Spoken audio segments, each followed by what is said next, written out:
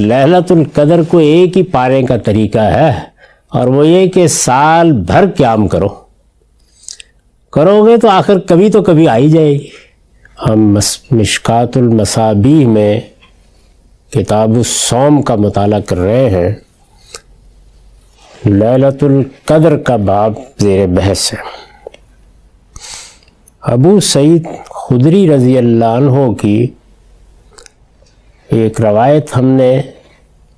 پچھلی نشست میں پڑھی، جس میں یہ بتایا گیا کہ رسول اللہ صلی اللہ علیہ وسلم نے صحابہ کو توجہ دلائی کہ مجھے یہ ایما کیا گیا ہے کہ لیلۃ القدر آخری 10 راتوں میں ہے۔ پھر اپنا ایک رویا آپ نے سنایا، لیکن ساتھ ہی یہ بتا دیا کہ رویا میں نے اس طرح اپنے آپ کو دیکھا، لیکن رات مجھے بھلا دی گئی۔ چنانچہ پھر یہ تاکید فرمائی کہ فَالْتَمِسُوهُ فِي الْعَشْرِ الْأَوَاخِرِ وَالْتَمِسُوهُ فِي كُلِّ وِتْرٍ، یعنی آخری 10 راتوں میں ہی اسے تلاش کیا کرو، اور آخری 10 راتوں میں بھی طاق راتوں میں۔ میں نے یہ عرض کیا تھا کہ رسول اللہ صلی اللہ علیہ وسلم کو یہ جستجو اس لیے ہوئی کہ قرآن مجید میں جب سورہ قدر نازل ہوئی، سورہ دخان نازل ہوئی، اور اس میں یہ بتایا گیا کہ ایک بڑی بابرکت رات ہے جس میں اس قرآن کا نزول شروع ہوا تھا، پھر اس رات کا تعارف کرایا گیا، اور اس کے بارے میں یہ بات بھی واضح کی گئی کہ اللہ تعالیٰ مہمات امور کا فیصلہ اس میں کرتے ہیں، اللہ کے فرشتے اور روح الامین اس میں اترتے ہیں۔ تو یہ اگر اطلاع اللہ تعالیٰ کی طرف سے دے دی جائے تو ایک بندہ مومن کا رد عمل کیا ہونا چاہیے؟ وہی ہونا چاہیے جو ہمیں رسول اللہ صلی اللہ علیہ وسلم کے اسوہ حسنہ میں نظر آ رہا ہے۔ یعنی اس بات کی جستجو کہ وہ رات کون سی ہو سکتی ہے، اگر میں اس رات کو پانے کی کوشش کروں تو اس میں مجھے کیا کرنا ہے، نماز کا اہتمام، اعتکاف کا اہتمام، اس طرح کی جتنی چیزیں ان روایتوں میں نظر آ رہی ہیں وہ سب گویا ایک بندہ حق کا، ایک بندہ مومن کا رسپانس ہے، رد عمل ہے۔ اب اس میں یہ بات بھی بڑی فطری ہے کہ جب یہ بتایا گیا کہ ایک رات ہے 1000 مہینوں سے بہتر ہے، اس میں روح الامین اور فرشتے اترتے ہیں، تو آدمی کے ذہن میں یہ خیال پیدا ہو کہ اے کاش مجھ پر یہ واضح ہو جائے، مجھے معلوم ہو جائے۔ تو پہلے تو اس روایت سے یہ معلوم ہوا کہ آپ کو یہ خیال ہوا کہ شاید یہ رمضان کا پہلا عشرہ تھا، چنانچہ اس میں اعتکاف کیا۔ پھر یہ خیال ہوا کہ شاید یہ دوسرا عشرہ تھا۔ کیوں خیال ہوا؟ اس لیے کہ ماضی میں ایک واقعہ ہو چکا ہے جسے رسول اللہ صلی اللہ علیہ وسلم اندازے سے یاد کرنے کی کوشش کر رہے ہیں۔ پھر دوسرے عشرے کے اعتکاف کے بعد آپ نے بتایا کہ مجھے ایما ہوا ہے یا اشارہ ہوا ہے کہ یہ آخری عشرے میں ہے۔ آخری عشرے میں بھی کب ہے؟ اس سے پیچھے جو روایتیں آئی ہیں ان میں بھی زیادہ تر یہی ذکر ہے کہ اس کو آخری 7 راتوں میں تلاش کریں یا طاق راتوں میں تلاش کریں۔ پھر بعض میں تفصیل بھی آئی کہ جب 9 راتیں رہ جائیں، جب 5 راتیں رہ جائیں یا 6 راتیں رہ جائیں، تو یہ سب چیزیں جتنی ہیں وہ اس سے پیچھے بیان ہو چکی ہیں۔ اب اس کے بعد یہ کہتے ہیں کہ جس وقت رسول اللہ صلی اللہ علیہ وسلم نے یہ بات ہمیں سنائی، فَمَطَرَتِ السَّمَاءُ تِلْكَ اللَّيْلَةَ، اس رات خوب بارش ہوئی۔ وَكَانَ الْمَسْجِدُ عَلَىٰ عَرِيشٍ، رسول اللہ صلی اللہ علیہ وسلم کی مسجد اس وقت کیا تھی؟ یعنی کھجور کے تنے اور اسی کے پتوں سے پاٹی ہوئی۔ فوقف المسجد، چنانچہ وہ جگہ جگہ سے ٹپکنے لگ گئی۔ فبصرت عینایا رسول اللہ صلی اللہ علیہ وسلم وعلی جبهته اثر الماء والتین من سبیۃ 21، اب یہ راوی بیان کرتے ہیں، یعنی رسول اللہ صلی اللہ علیہ وسلم کے صحابی بیان کرتے ہیں کہ میں نے، بلکہ میری ان دونوں آنکھوں نے رسول اللہ کو دیکھا اور آپ کی پیشانی پر یا آپ کی جبین پر کچھ آثار تھے پانی کے اور کیچڑ کے، اور یہ 21ویں کی صبح تھی۔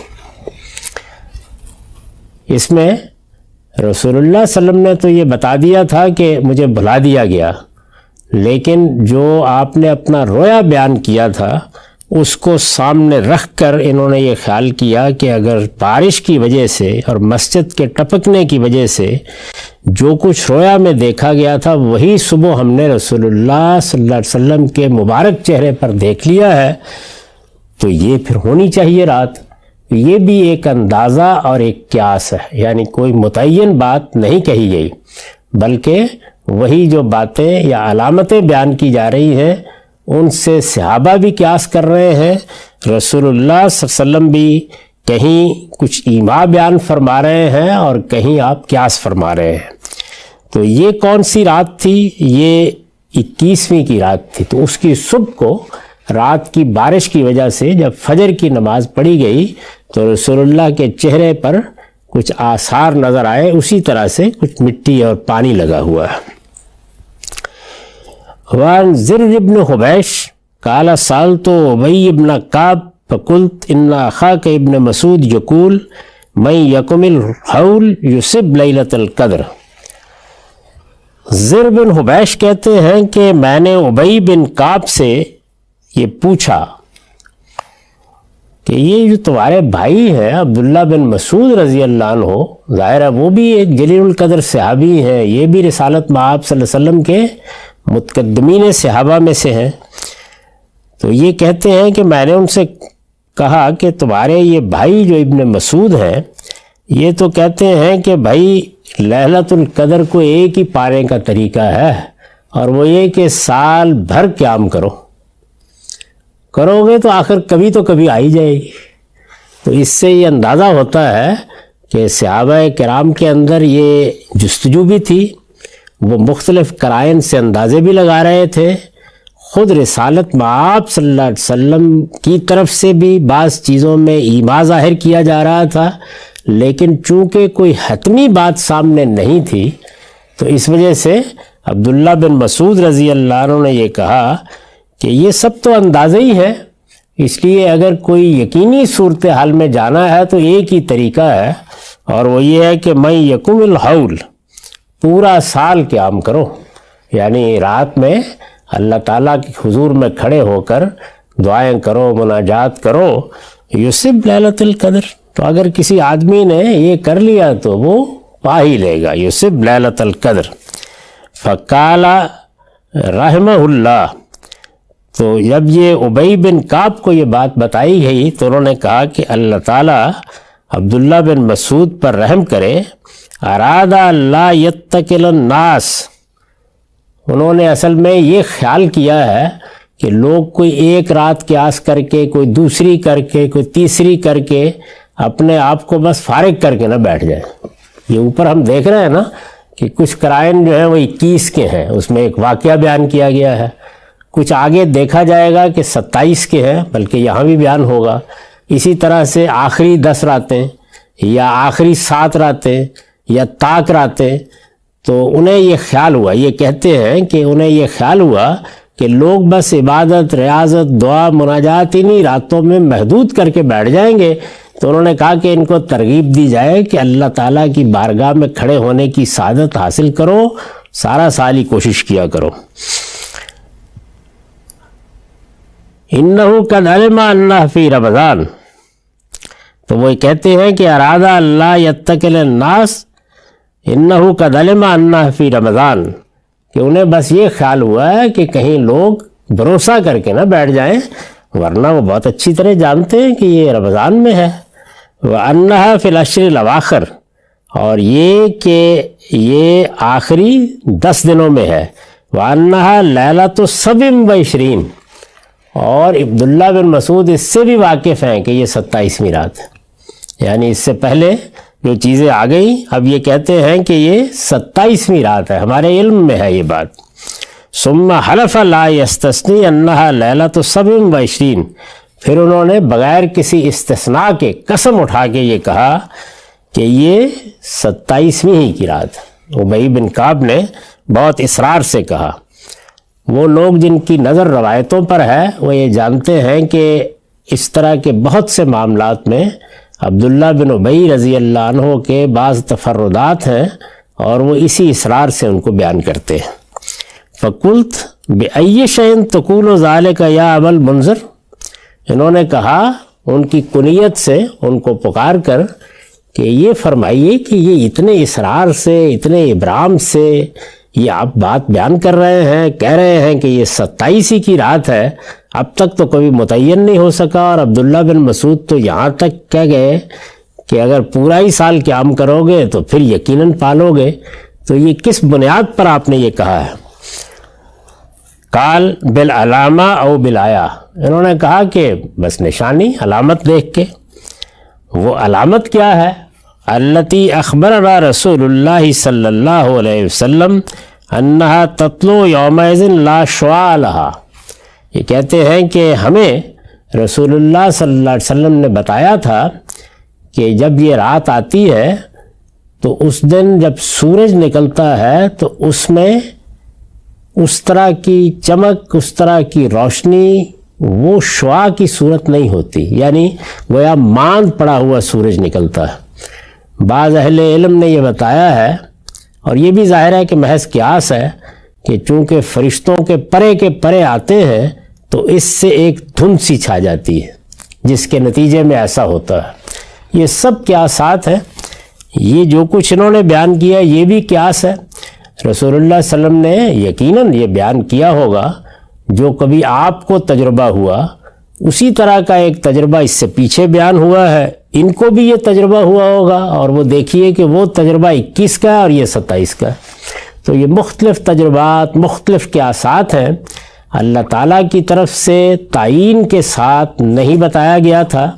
رسالت میں آپ صلی اللہ علیہ وسلم نے اندازہ کرنے کی کوشش کی ہے، اور کچھ ایماء اور اشارات ہیں، یا اب اس علامت کو بھی اگر سامنے رکھ لیں جس سے یہ سمجھنے کی کوشش کی گئی ہے کہ شاید یہ رات ہے، شاید یہ رات ہے۔ یہ جو کچھ ہو رہا ہے میرے نزدیک یہ بڑا پسندیدہ ہے، یعنی اس میں کوئی تعجب نہیں ہونا چاہیے۔ اللہ تعالیٰ نے اپنے بندوں کے لیے ایک اطلاع اپنی کتاب میں نازل فرما دی، اب بندے اپنا طریقے کے بعد اس چیز کو تلاش کر رہے ہیں۔ یعنی خود سوچئے کہ جس وقت آپ کسی محبوب چیز کی جستجو میں، اس کی تلاش میں، اس کے پیچھے سرگرداں ہوتے ہیں تو اس میں ابدیت کا کیسا غیر معمولی اظہار ہوتا ہے، پروردگار عالم کی رحمتوں اور شفقتوں کے لیے کیسی تمنا اور طلب ظاہر ہوتی ہے۔ تو یہ سب چیزیں نمایاں ہو رہی ہیں، لیکن انسانوں کے اذواق مختلف ہیں، تو اس لیے وہ تعین کی کوشش کر رہے ہیں مختلف اشاروں سے، مختلف طریقوں سے۔ یہ سب روایتیں یہی بات بتا رہی ہیں۔ وعن عائشہ قالت کان رسول اللہ صلی اللہ علیہ وسلم یجتہد فی العشر الاواخر ما لا یجتہد فی غیرہ۔ ام المومنین سیدہ عائشہ کہتی ہے کہ یہی وجہ ہے، یعنی چونکہ زیادہ اسی کا اندازہ تھا کہ یہ آخری عشرے میں ہوتی ہے، اور اگر 7 راتوں میں ہے تو وہ بھی اسی عشرے کی تھیں، پھر ایما بھی اسی کا ہوا جیسے کہ ایک روایت میں آ چکا ہے۔ تو ان سب چیزوں کے پیش نظر رسول اللہ صلی اللہ علیہ وسلم اس کی تلاش میں جو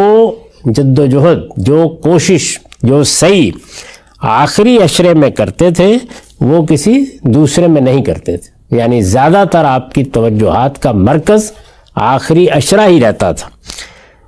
وعنہا قالت کان رسول اللہ صلی اللہ علیہ وسلم اذا دخل العشر شد میزرا واحیا لیلا وایقظ اہلا۔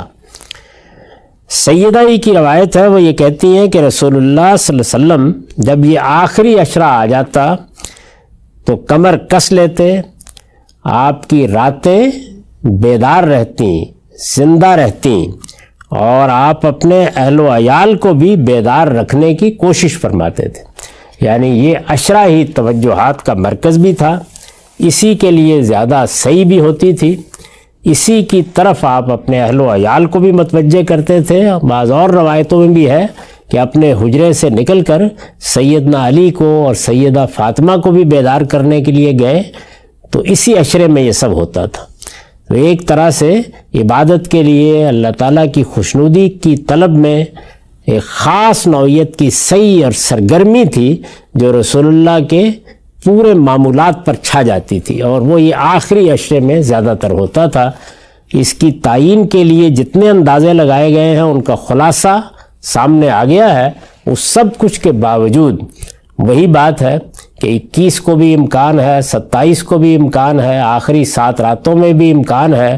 اور وہ جو بات عبداللہ بن مسعود رضی اللہ عنہ نے فرمائی اس کا بھی ایک محل ہے کہ چونکہ کسی چیز کو بھی متعین طور پر بیان نہیں کیا جا سکتا، تو اگر لازماً تلاش کرنا ہے تو پھر سارا سال ہی قیام کرنا چاہیے.